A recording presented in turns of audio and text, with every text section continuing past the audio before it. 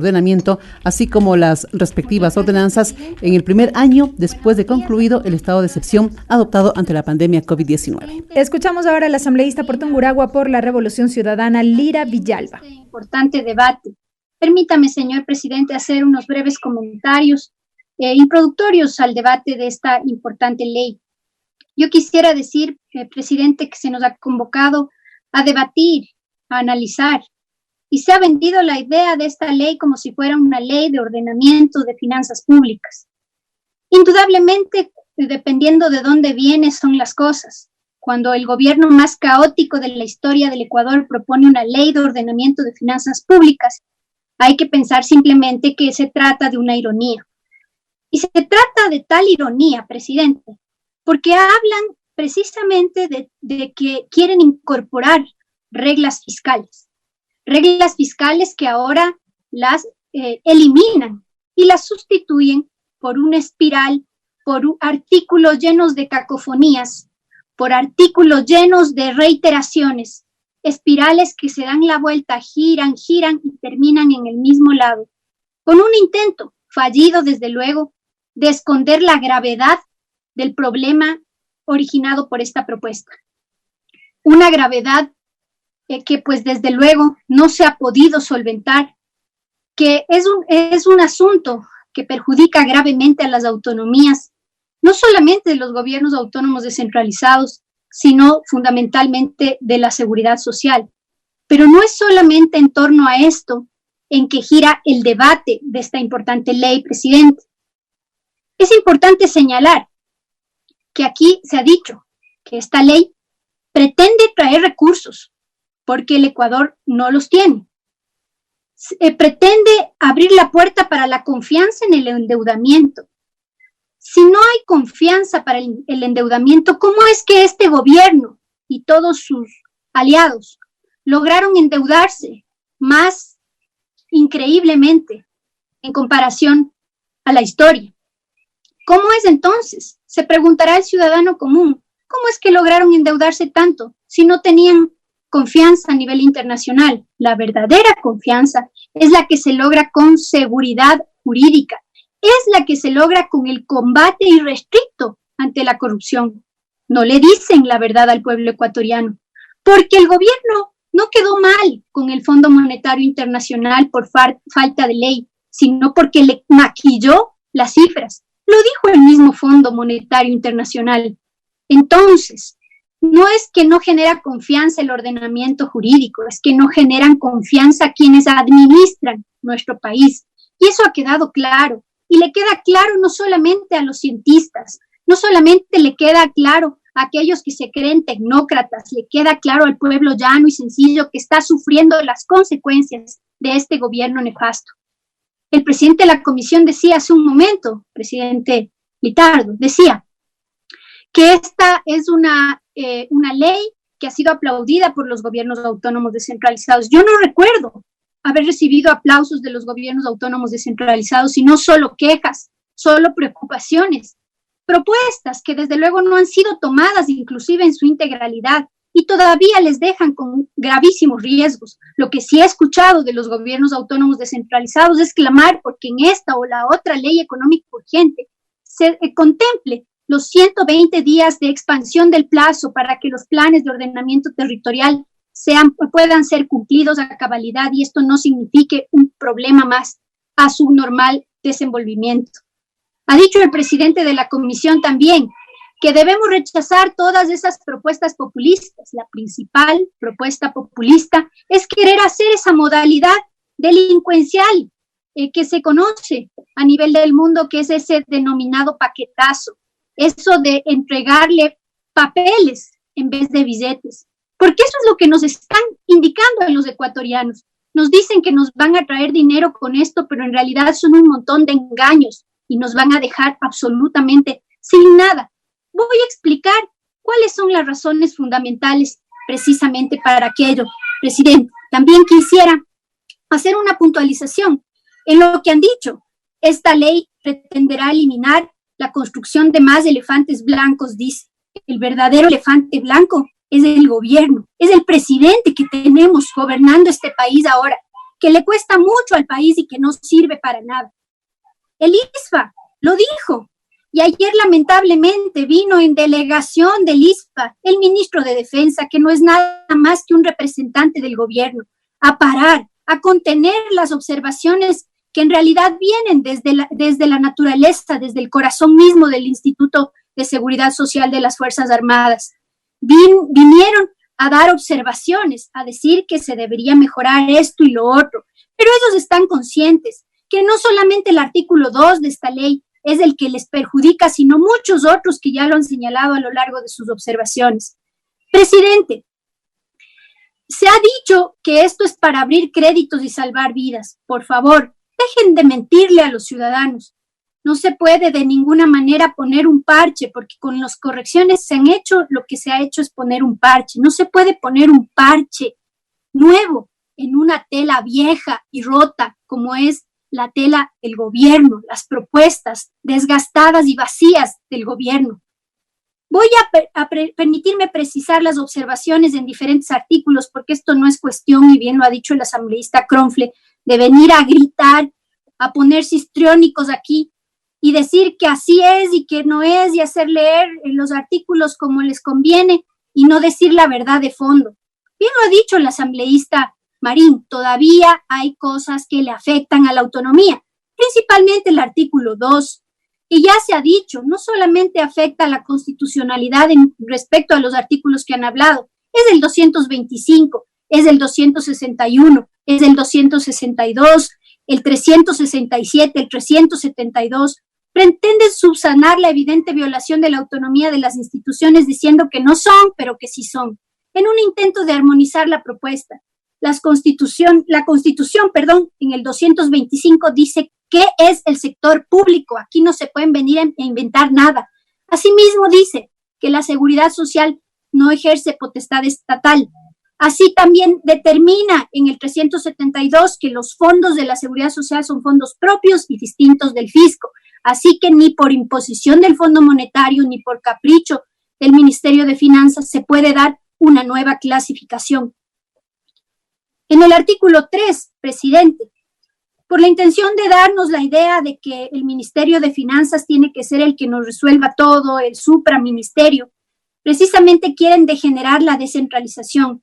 Incluyen principios importantes establecidos en la Constitución, pero al final terminan definiendo que la descentralización, degenerando la descentralización y le definen a la misma altura de la estabilidad fiscal y la estabilidad económica, cuando la descentralización es producto de todo ello en concordancia a esos principios.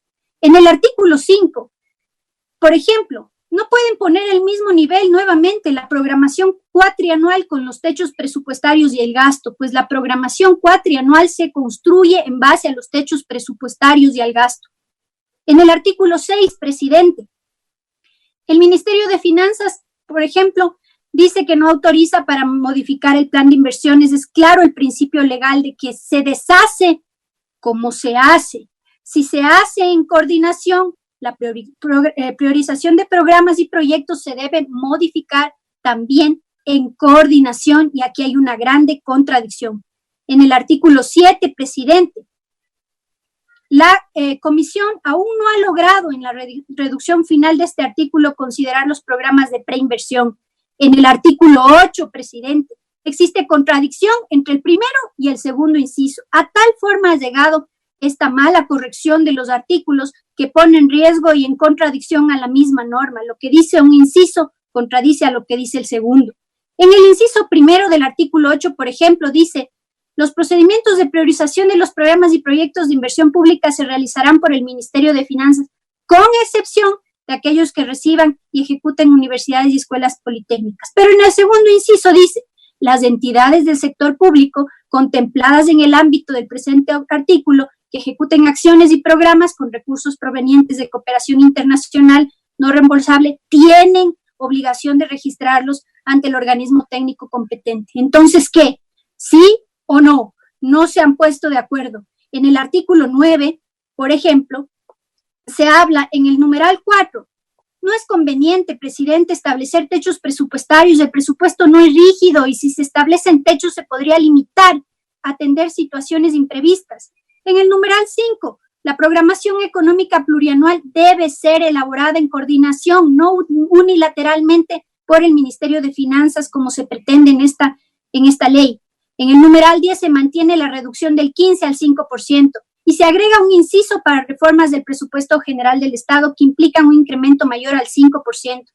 Se sujetarán al procedimiento previsto en el Código y su reglamento, pero no le dicen al pueblo ecuatoriano que están limitando el crecimiento del presupuesto en cuanto a la inversión, pero no lo limitan en relación a la deuda, porque eso lo dejan fuera de la contabilización precisamente relacionada con las modificaciones presupuestarias. En el artículo 13, que manda sustituir el 86 de participación coordinada, en este artículo se establece que el Ministerio de Finanzas participará en la elaboración de la programación macroeconómica, pero en el artículo que establece las funciones, en esta misma ley propuesta, el ente rector de finanzas públicas norma su participación y elaboración de la programación macroeconómica. Entonces, nuevamente, entramos en contradicción. En el 15, presidente, la redacción final del artículo complica la interpretación cuando el texto original es simple, considerando que el objeto del artículo es el mismo. Se debe mantener el texto vigente. Una serie de artículos deben mantener la consideración de la ley vigente, pero la complican tratando de limpiar las fregadas del gobierno. En el artículo 17, presidente, a continuación del 88, no establecen para quién va dirigida esta norma. Originalmente se establecía que Finanzas emitiría una programación que sería obligatoria para elaborar y ejecutar presupuestos para el sector público no financiero. Y en el artículo final se retira sector público no financiero, indicando de manera general que se excluirán a los GATS, pero no a la seguridad social. Ojo ahí.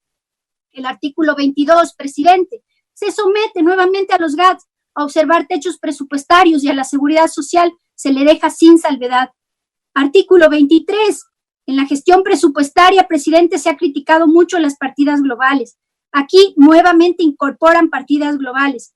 Estas permiten y han sido esconder futuras asignaciones presupuestarias y han sido casi una recomendación universal que no se creen partidas globales. El fondo de contingencia sería insuficiente el que se pretende crear para enfrentar una coyuntura fuerte como la que tenemos, por lo que sería recomendable que la crisis de liquidez se enfrente con política monetaria activa, en la que el Banco Central debería hacer inyecciones considerables de liquidez y a él le están maniatando. En el 25, presidente, con un simple registro de contabilidad quieren reanimar deudas no reconocidas por el simple hecho de decir que sean justificadas o comprobadas. El único mecanismo para reconocer deudas en ese sentido debe ser por vía judicial y aquí están dejando abierta la posibilidad para hacerlo como les da la gana. En el artículo 26, presidente, por ejemplo, contravienen el 165 de la Constitución de la República, porque dicen que no se computará este límite los incrementos presupuestarios realizados para la aplicación de operaciones de manejos pasivos y declaración de estados de excepción decretados por el presidente de la República. Más o menos, presidente, y para que entienda nuestra gente, con este artículo están eliminando del cómputo, desde luego, a la deuda. Nuevamente privilegiamos la deuda, privilegiamos el pago de intereses, como vamos a ver en otros artículos que le voy a señalar. En el 28, presidente, lo que plantea la reforma es que si hay un contrato, que es ley para las partes, de una entidad que no terminó de ejecutarse la obra en el ejercicio fiscal pasa el siguiente año, ese pago se haga a cargo del presupuesto de la entidad del siguiente año, sin que exista incremento presupuestario. Esto no se puede poner en una ley.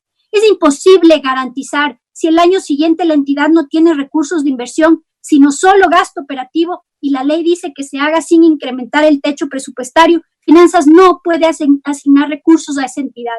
Implicaría dejar de pagar salarios y servicios públicos para entender el contrato y paralizar la entidad. No se puede por ley poner normas automáticas y taxativas. En el 30, presidente, en el literal 3, los convenios de pago se retiran del endeudamiento público.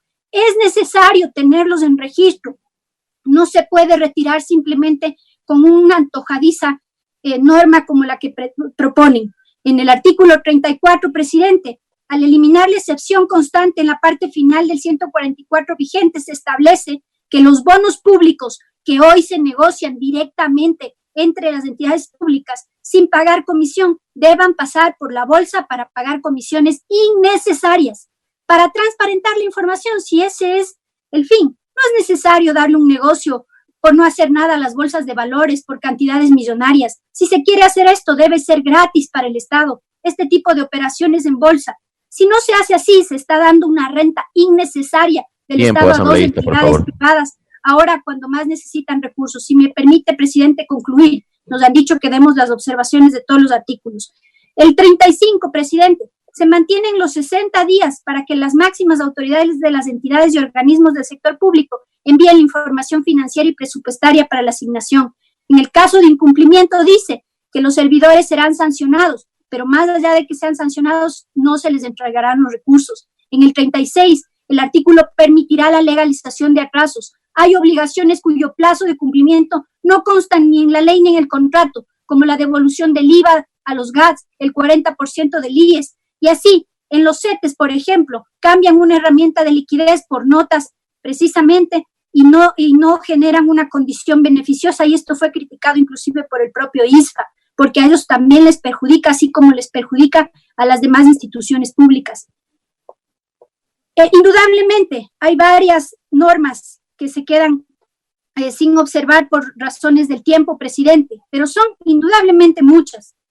Y hay una especial, la 28ª, se legitima el vender en precios bajos los bonos del Estado, además de determinar una inmunidad inconstitucional a quien vende a precio extremadamente bajo los papeles del Estado. Se abre la oportunidad a descuento los títulos. Basta con buscar un momento malo para echarle la culpa al mercado y enriquecer un sector. Hay que precautelar los intereses del Estado. Esta y muchas otras razones son las que pretendemos se tomen en cuenta. Y si no se pueden corregir, y si no se pueden hacer bien las cosas, no se puede, a pretexto de los acuerdos políticos que tienen ciertas bancadas que cogobiernan con Lenín Moreno, venir a aprobar una ley que es un desastre, que no organiza ni ordena nada, sino que complica las finanzas públicas del país. Presidente, la posición responsable, si no se puede corregir, es indudablemente archivar. Gracias, presidente.